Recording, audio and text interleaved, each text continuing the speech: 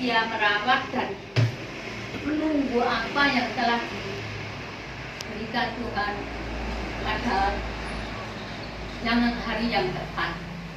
Tetapi Tuhan itu tidak punya segala-segalanya, punya cara sendiri untuk memberi yang terbaik bagi kita semua. Begitu juga Ayub itu, temannya itu yang bernama Elifas itu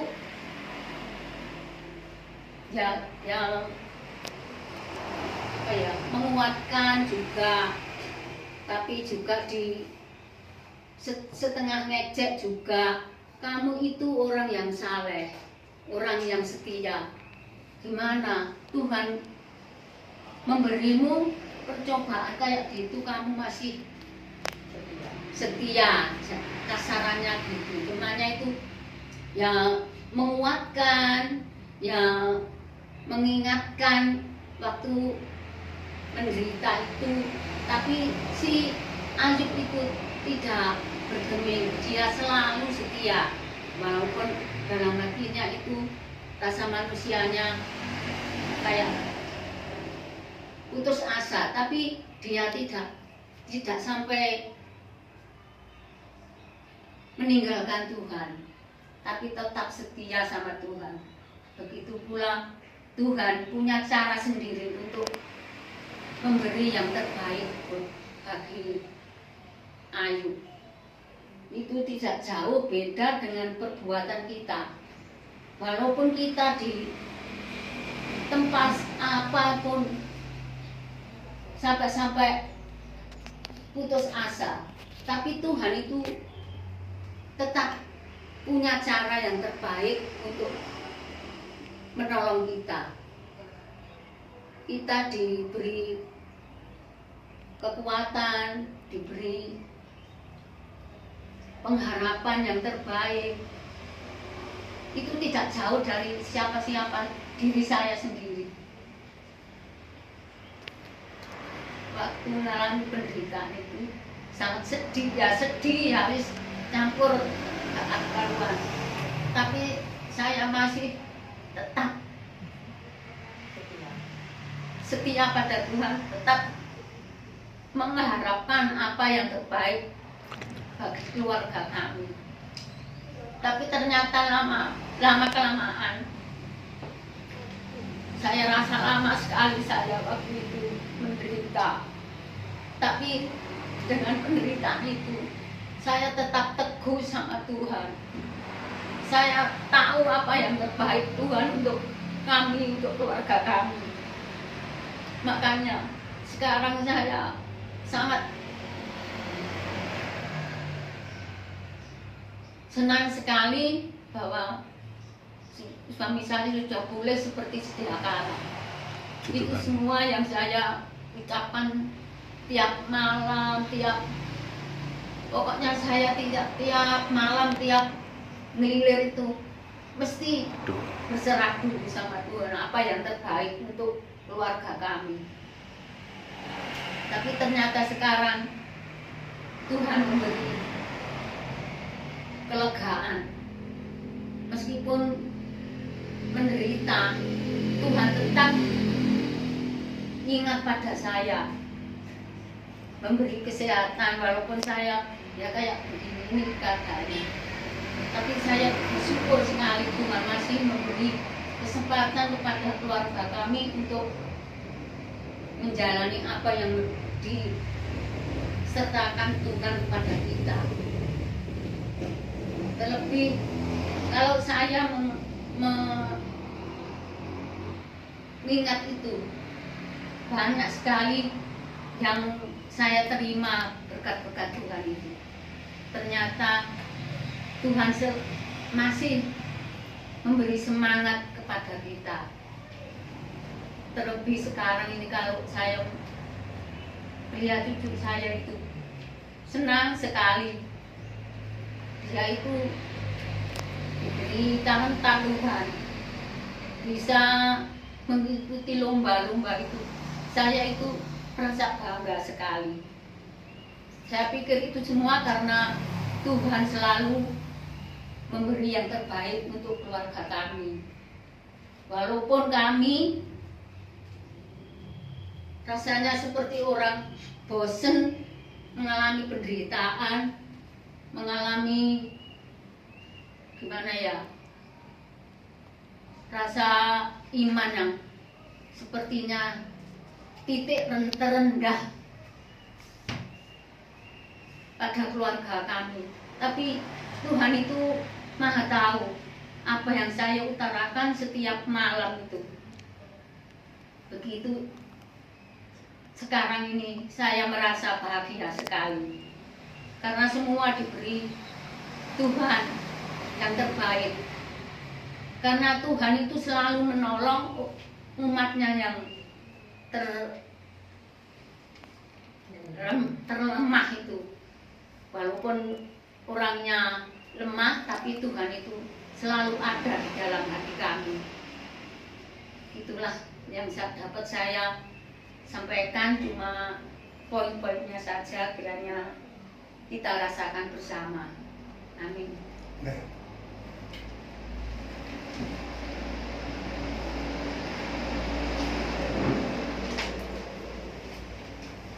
Mari kita doa dulu. Nanti. Terima kasih Tuhan atas firman-Mu yang seperti Ayub itu, walaupun menderita sebegitunya. Apalagi saya pribadi itu sering cakapku dewi.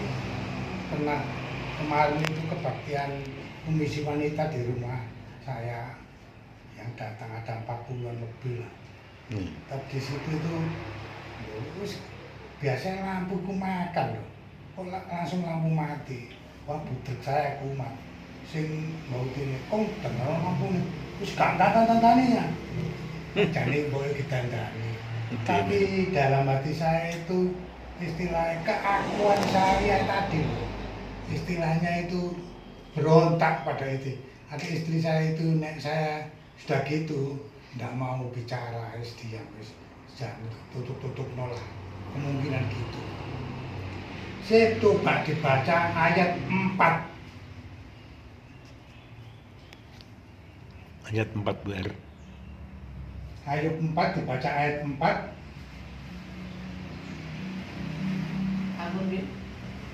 Orang yang jatuh telah dibangunkan oleh kata-katamu, dan lutut yang lemas telah kau kokohkan. Langsung 5. Tetapi sekarang dirimu yang tertimpa dan engkau kesal, dirimu terkena dan engkau terkejut. Itulah firman Tuhan kepada Ayub, yaitu supaya Ayub senajano orang yang jatuh telah dibangunkan oleh kata-katamu dan lutut yang lemah telah kokoh. Nah, kita persekutuan doa harus kuat senajano kita ditumpang tamping, istilah diumbang-ambingkan dengan bencana kepada diri kita sendiri-sendiri. Kita harus kuat, harus memberi contoh kepada orang-orang sebelum mengenal Tuhan atau sudah mengenal Tuhan. Oh itu kata Islam Kristen kok ijek ngono ae. Nah, harus kita itu memberi contoh bermanfaat bagi kita semuanya. Lanjut Bu, 6 Bu.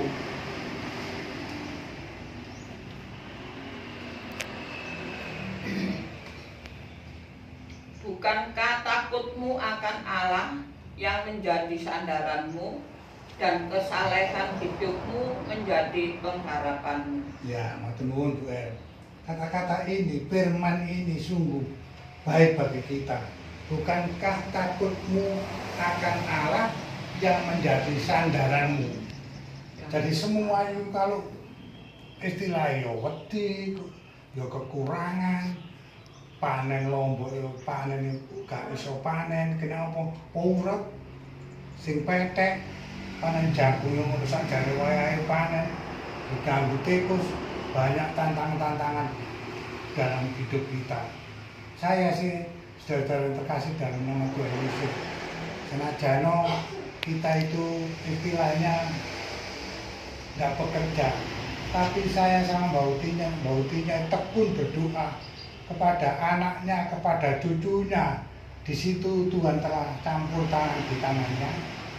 Istilahnya anak-anaknya dan cucu-cucunya itu diberi berkat kepada istilahnya keluarga, anak dan cucu kita.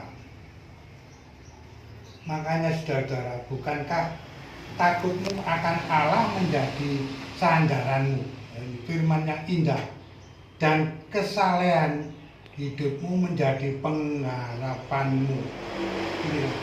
Jadi apa yang kita diberi istilahnya cobaan kepada diri kita, kita harus tatak seperti Ayub. Sebetulnya Ayub itu istilahnya sudah berbakti kepada Tuhan, saleh tiap hari. Tapi kenapa kok Ayub diberi cobaan yang melebihi istilahnya dalam kekuatannya manusia?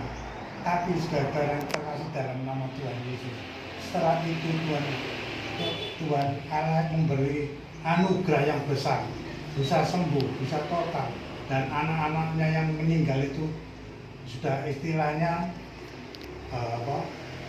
di situ anaknya tambah banyak, dan di situ bisa berkembang, dan berkat yang sebelumnya itu dikasihkan Ayub yang berat, tapi anugerahnya itu diberikan kepadanya. Nah, kita ya gitu, jangan mesti wale-wale. Persekutuan doa itu senajan berat sekali menjalankan tugas, apa yang menjadi tugas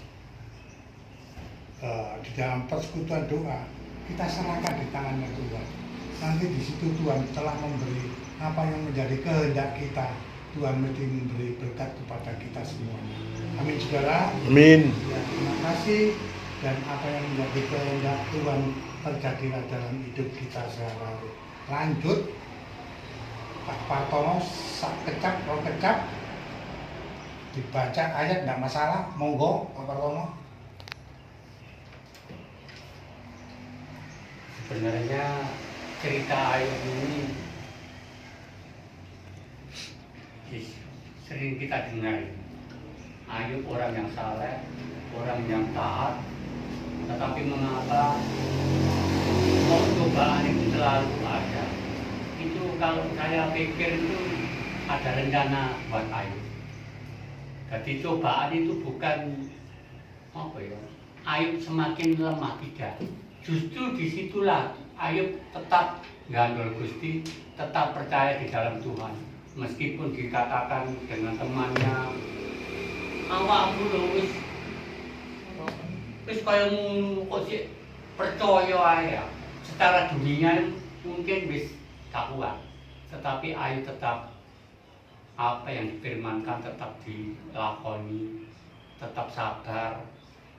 Tetapi Tuhan akan membalikan semuanya. Begitu kata-kata yang tidak enak di dalam kehidupannya Ayub, Ayub tetap percaya di dalam Tuhan, dan Tuhan akan memulihkan semuanya itu. Yang tadinya kehilangan apapun, tapi dikembalikan dengan berlipat-lipat, karena ketaatannya Ayub sangat luar biasa.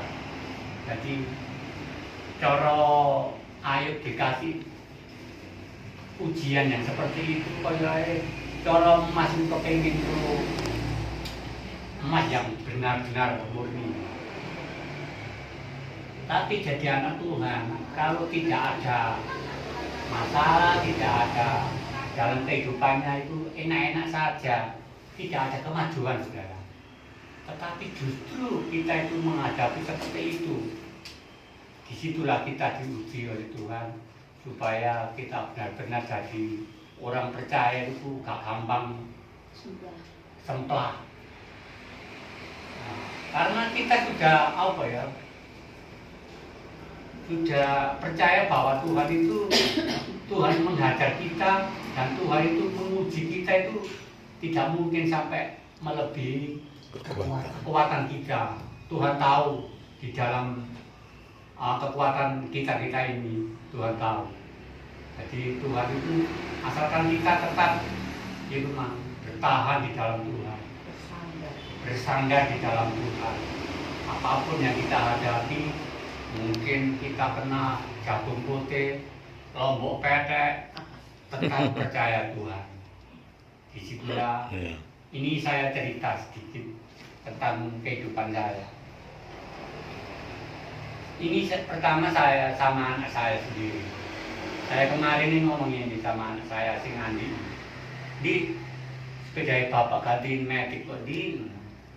Bapaknya sepeda nusuk, kayak sepeda sempras nelen itu, kayak kurang iso lincang. Ya ibunya pak, ganti metik tuh kuai. Itu di mana nih? Pak, wis kan nyekolah narek. Dia tuh melihat saya itu kayak wis enak gitu loh. Mari itu anak saya. Mari kembali lagi nang kakak saya, bayu saya ngomong ini. Wadah. Duit kok gaya apa di kula panen jagung dikit ngoten lho. Mari ngomong ini sing bayu. Duit kok gaya apa di wis kan kula narek. Wis dipangan wong loro ae. Kok enak mesti wong ngomong iki rek ngono. Jadi aku ya dienakno wong aku ya matur suwun padahal aku ya nyambut gawe temenan. Wong tak rewangi nyambut gawe tak rewangi. Usukete akeh tak bubuti. Kok kari nyawang enak kari panen ae. Disitulah orang melihat kakak saya begitu juga. Iya nah kalau nanti biyen isi nyekolah arek telu. Arek telu saiki anakmu wis cara wong ning ngarani wis dadi wong lah. Gedhe dadi wong. Nah, pandangannya mereka itu kepada saya itu kayak awakmu enak. Padahal aku ya apa ya? Ya enaknya itu kita itu apa ya? Sawang sinawang. Padahal aku ya tetap nyambut gawe, tetap semangat. Jadi seperti itu. Memang dulu saya akan ngeramut sapi. Ngeramut sapi itu sapi udan gak udan, nek gak duwe pakan, tetep golek nggih ngarit. Masih udan nek sapi ini durung ana pakane, wis berangkat. Nah, sakniki kula mboten ngeramut sapi, mantun nyambut damel, wis mulai gampangnya riyen mboten. Nyambut gawe dhisik, mengko awan titik ngarit. Jadinya awak wis pegel sik leren ngarit. Di sini saya sekarang banyak teman-teman itu nek nyawang aku ya. Enak kon saiki no ya. Enak ngono. Iya, gak ngarit gitu. Iya. Tapi sebagai petani ya kalau tidak meramut sapi itu kurang itu, cara penghasilan gitu. Iya. Tapi ya memang sorone ngarit. Enake dodol lho. Suwe tak di hadapan pada kenyataan saat ini. Yang saya bojoku tuh dibuka tak gelem tuh. Ini tuh ya Allah Gusti paringi kuat paringi sabar. Itu. Terus belum lagi di dalam keluarga ada anak, ada cucu, ada suami, keluarga itu masing-masing membawa apa ya? Membawa kalau kita rasakan koyok-koyok, waduh, enggak sih tidak kuat. Kalau Mbak Suat tadi mengatakan seperti itu, podo Mbak Suat. Kata-kata saya itu, ya Gusti, baru menekuat sirahku. Belum dari suami, belum dari anak, belum dari cucu, semuanya tumplek, belek. Kayak saya itu kalau ada sesuatu itu jarang saya ngomong sama suami. Jadi tak pekul-pekul gini. Katanya Pak Kartono pekul salib itu apa? Salib itu bukan dari kayu saja, bukan. Dari keluarga itu juga termasuk salib. Nah, tapi setiap hari kami sebelum jam 6 atau karena setengah 6 gitu saya itu mulai memuji. Kidung bahasa Indonesia itu taruh di sini juga ini kadang-kadang ada firman dari grup lain setiap sore seperti itu. Dengan siapa? Sendiri. Padahal kan di dalam kita berdoa wong loro itu Tuhan datang ke situ. Saya percaya walaupun saya berdoa sendiri, saya tahu Tuhan mendatangi saya, ikut mendampingi saya untuk memberi kekuatan. Dan di sini tadi ada Tuhan pimpin anakmu, itu saya ganti namanya cucu saya, sing ngejek rotok bandel itu sing ngendi. Ada lagi, saya ganti namanya cucu saya ganti namanya anak saya. Ya memang kehidupan itu tidak lepas dari masalah. Cuman tinggal kita menyikapi masalah itu sejauh mana. Tapi saya punya pedoman kalau setiap saat berdoa itu Tuhan pasti memberikan jalan keluar untuk kehidupan kami beserta keluarga. Tuhan pasti memberikan terbaik, punya rancangan yang terbaik.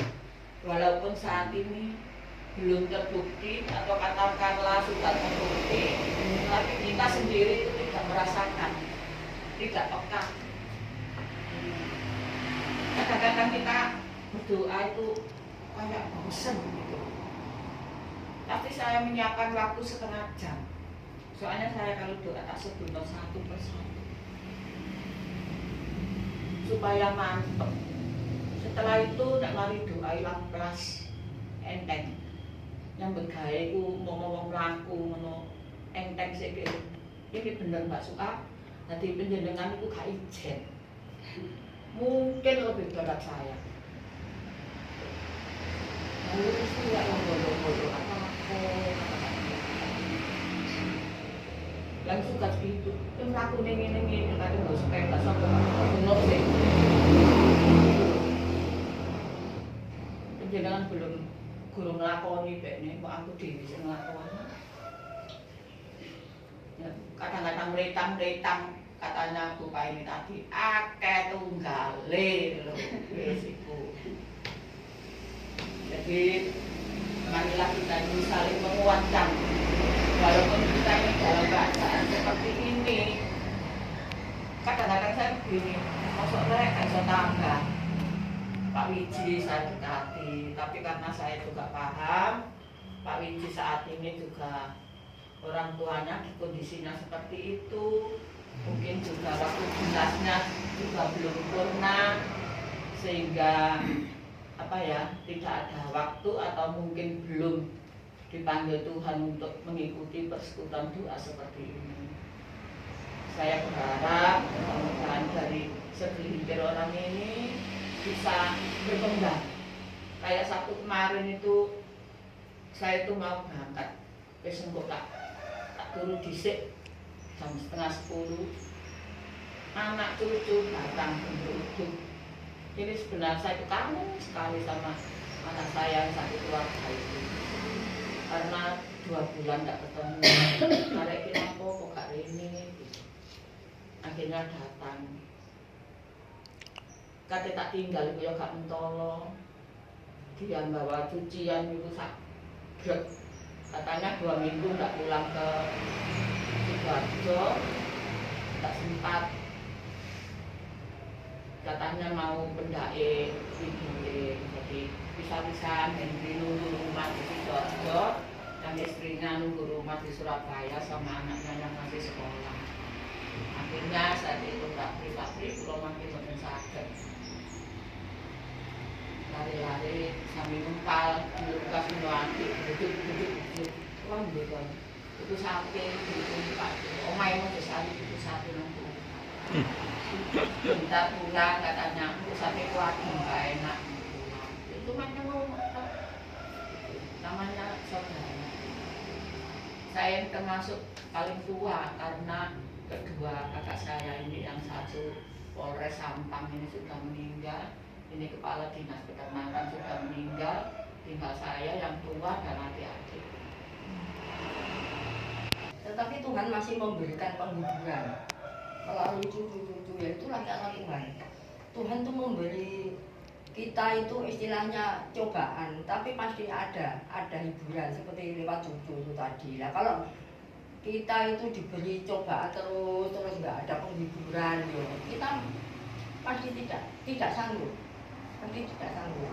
Sebab itu Tuhan punya cara sendiri kalau Tuhan memberi kita sakit. Tapi kadang-kadang kalau kita itu bisa mensyukuri, kita meskipun sakit tapi melihat cucu kita punya prestasi, istilahnya ikut lomba menang dan sebagainya, itu sudah penghiburan dari Tuhan. Jadi ini tak kasih ini tapi cucunya pinter, terus diberkati, cucunya bisa mengikuti kegiatan terus menang, itu memang salah satu cara Tuhan untuk memberi penghiburan kita. Jadi kadang-kadang itu saya sendiri juga seperti itu. Makanya dalam beberapa minggu ini kalau saya ditempati kebaktian seperti ini, saya belum sanggup. Kenapa? Seperti ini ya. Memang setelah puasa itu kan jualan sepi, gitu. Jualan sepi itu semua orang tuh sambatan sepi, jualan sepi tuh. Tetapi Tuhan juga memberi penghiburan di mana anak saya Angga itu mendapatkan pesanan keset. Jadi akhirnya jualannya pisang sepi, kesetnya rame. Nah, seperti itu. Ya, jadi yang satunya agak sepi, yang satunya maju. Sehingga saya itu dari pagi hingga saat ini kalau saya di rumah saya nggak bisa leleh. Yo ngewangi ngetoki kain, ngewangi mundur, ngewangi ngaji lemek dan sebagainya. Ya karena memang itu yang bisa saya lakukan untuk keluarga saya. Jadi selagi saya itu masih bisa melakukan hal-hal untuk membantu keluarga saya membantu sebisanya, yaitu tadi resik-resik. Jadi kalau penjenengan tanggung pulau saat ini ya kayak kapal pecah, soalnya kain itu belarang bisa omah untuk sama lagi kok. Masalah dipilih, disutel, dipilih, diunduk, diketoki loh. Saya bisa membantu seperti itu ya, juga seperti itu. Jadi Tuhan itu tidak, istilahnya tidak kasarannya juga kayak cobaan kok. Yang satu jualannya sepi, untuk kebutuhan katakanlah ya cukup yang jadi namanya orang itu tinggal bagaimana kita menjalani. Kalau kita merasa bersyukur ya itu ya cukup, tapi sebenarnya kebutuhan kan banyak. Jadi kok itu hijau jualannya untuk sepi, SNT untuk dengan rame. Tapi saya ini nggak bisa lengket, yang wangi anak saya seperti itu. Ya itulah kehidupan hidup. Tuhan itu nggak meninggalkan kita, istilahnya ya nggak dipelok, gitu. Nggak dipelok ya nggak diterusin, nggak melok itu nggak terus-terusan. Suatu saat ya Tuhan pasti memberi kita kelegaan, memberi kita jalan keluar. Ya seperti itu, memberi kita penghiburan. Ya tinggal kita saja bagaimana cara kita terima itu dalam hati kita bisa bersyukur apa enggak dikasih begini. Kalau menurut saya yuk, daripada 1 tahun yang lalu itu karena ini ya lebih baik lah. Sekarang anak saya ya cara wong ini ya kayak wong saat ini wis bener gitu perkembangan pikirannya itu sudah pinter, bisa bekerja, malah ngamuk-ngamuk ya masih ada ngamuk-ngamuknya, tapi nggak separah dulu lah seperti itu. Jadi yang marilah kita itu apa ya, menghitung saja, jangan dihitung susahnya, nanti kalau kita hitung susahnya ya susah terus sampai sedih. Iya tambah sedih. Jadi yang kita hitung itu berkat Tuhan sekecil apapun. Cucu saya kecil itu juga memberi penghiburan, kadang-kadang itu ya menyanyi, kalau kan itu menyanyi sayang gitu. Ada saya jangan tuh guyu gitu loh. Saya bersyukur, aku iso guyu. Ya iso guyu mergo utuhku nyanyi, ya itulah yang namanya cucu. Kadang yang ketno, kadang ya orang sing ndokno. Nah itulah kita syukuri, itulah ya artinya Tuhan itu memberi kita penghiburan, tidak bagaimana kita menyikapi itu apa sih pemberian Tuhan. Semuanya ya ada yang apa ya ada yang hijau ya kita terima dengan dengan sabar saja. Pasti Tuhan akan memberikan kita kelancaran dan damai sejahtera dalam kehidupan kita.